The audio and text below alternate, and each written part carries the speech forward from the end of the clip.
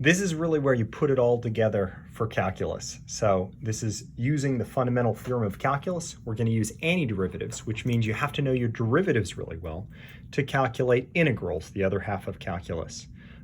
Remember, what we're looking at here physically is the signed area under the square root curve from 1 to 4. And I really don't know any sort of cheat other than calculus. Calculus is just really helpful here.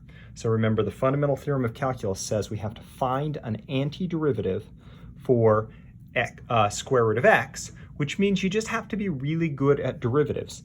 What I do is I think about that as x to the 1/2, x to the 0.5, and then remember the way that you could have a derivative get there is you'd have x to the 3/2.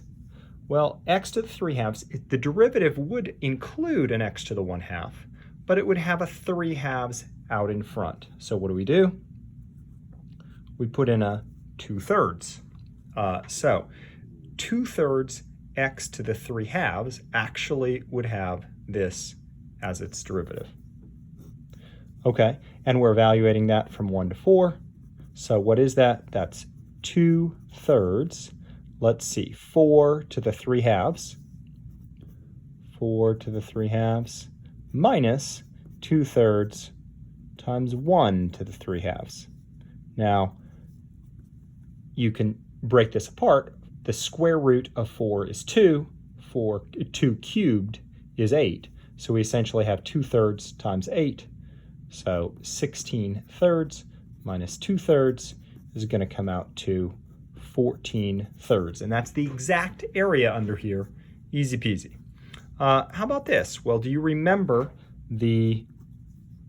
and I'll just do one more picture. What's 3 cosine look like?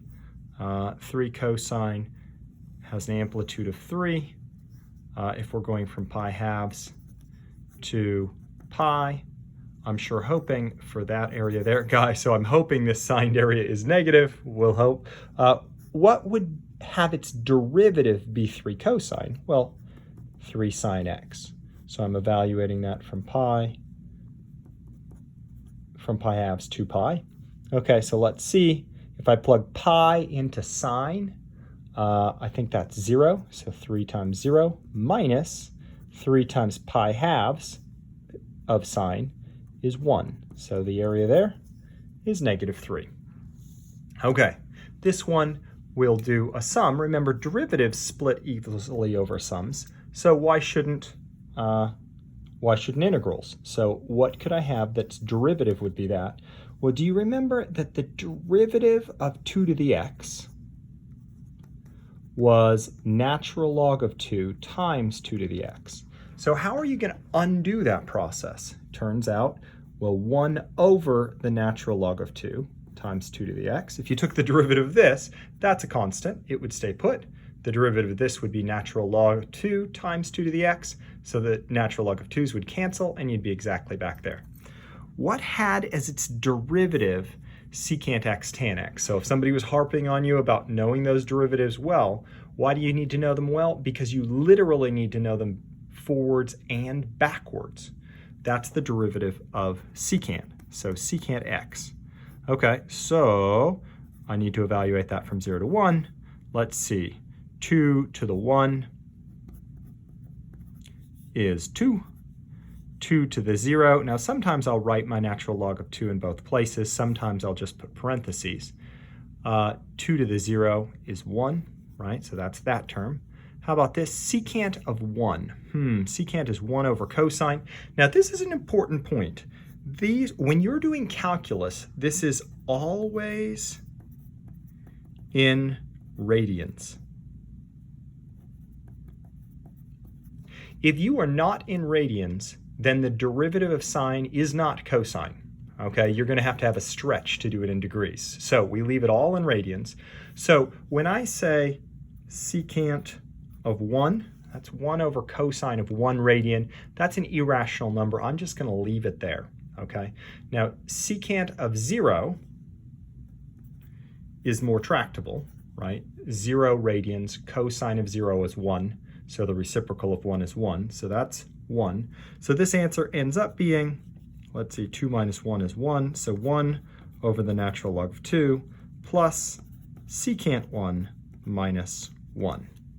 Okay, last one. Now this is a little tricky. I don't know how to take the derivative of something with an absolute value bar, right? I'm thinking about, let's see, x cubed has sort of a fancy behavior like that. If I took the